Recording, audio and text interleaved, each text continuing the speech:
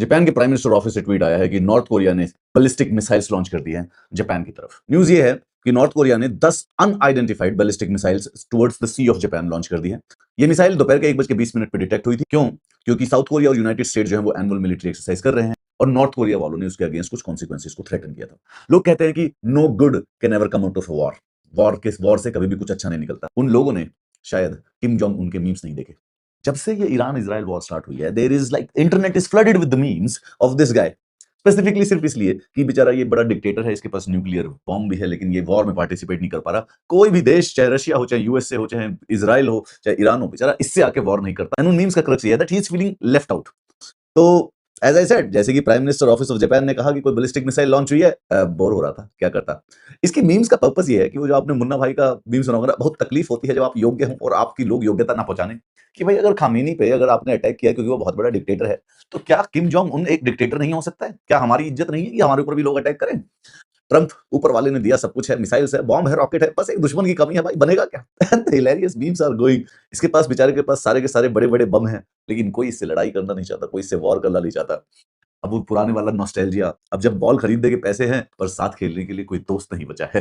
The turn is that कि basically for a war you need an enemy. लेकिन काश ये उसी एनिमी को दोस्त मान लेगा अगर कोई इसके ऊपर अटैक कर दे। बस इसको मौका चाहिए कि कैसे मैं अपने डिक्टेटरशिप वाले बम को यूज कर सकूं, मेरी भी इंटरनेशनल न्यूज बने। किम जोंग उन मिसाइल छोड़ने के बाद वॉचिंग द केओस अनफोल्ड। ये कितना रोली पोली सा, इसे मतलब पैंडा जो होता है ना, वो एकदम कुंफू पैंडा जैसा गोल मोल आदमी है बेचारा, प्यारा सा यार। पता नहीं इसको क्यों इतना डिक्टेटर विक्टेटर बोलते हैं। अभी रिसेंटली इसने अपनी बेटी को अपना सक्सेसर घोषित किया, जो कि मैं मानता हूँ कि फेमिनिज्म के लिए बहुत अच्छा स्टेप है।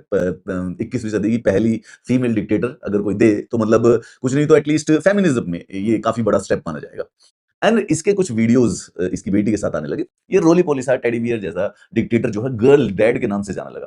मतलब कि अगर आप गर्ल डैड पर्सनैलिटी रखते हो तो आपकी पुरानी 20 साल की जो पीआर है, पूरी इमेज सुधर सकती है कुछ ही हफ्ते के अंदर अंदर। 4 दिन हो गए सर, एक मिसाइल नहीं आया हमारे एरिया में। जब तक बोलूं चेक करता रहे, कोई खेलने नहीं आ रहा यार बेचारे से, is feeling left out. King Jong बेचारा खुशी से हो गया कि एक मिसाइल बस नॉर्थ कोरिया में गलती से गिर जाए तो मैं बताऊं सबको। बड़ा इसने मौका ढूंढ लिया है, देखो लॉन्च वन मिसाइल खुद को लॉन्च कर दे और इजराइल को ब्लेम कर दे, बस मुझे मौका दे दे, एक बार न्यूक्लियर बम प्रयोग कर लेगा। एक बार चेक करना, किसी ने ये तो नहीं बोला कि मैं छुटका है। And this one is the best one gentleman. उन कंट्रीज को देखो जहां पे मेरे मीम सबसे ज्यादा बन रहे हैं, हम उसके ऊपर अटैक कर देंगे। I am pretty sure about it. I think India में इसके मीम सबसे ज्यादा बनाए जाओ। ये कितना ऐसे देखो, पूरा पूरा स्क्वायर है और देखो इसके हाथ कितने छोटे छोटे से। If we can say that there is a cute dictator, well this guy is a cute dictator। अपने बम बनाता है, न्यूक्लियर बम बनाता है, once in a while test करके दिखाता रहता है कि मेरे पास है। मेरे पास है, मैं चला दूंगा। चलाता कभी नहीं, मतलब लड़ाई नहीं करी इसने कभी भी, एक बात देखो तो। है डिक्टेटर, कोई बड़ी बात नहीं है, लेकिन बंदे ने कभी किसी से लड़ाई नहीं करी है।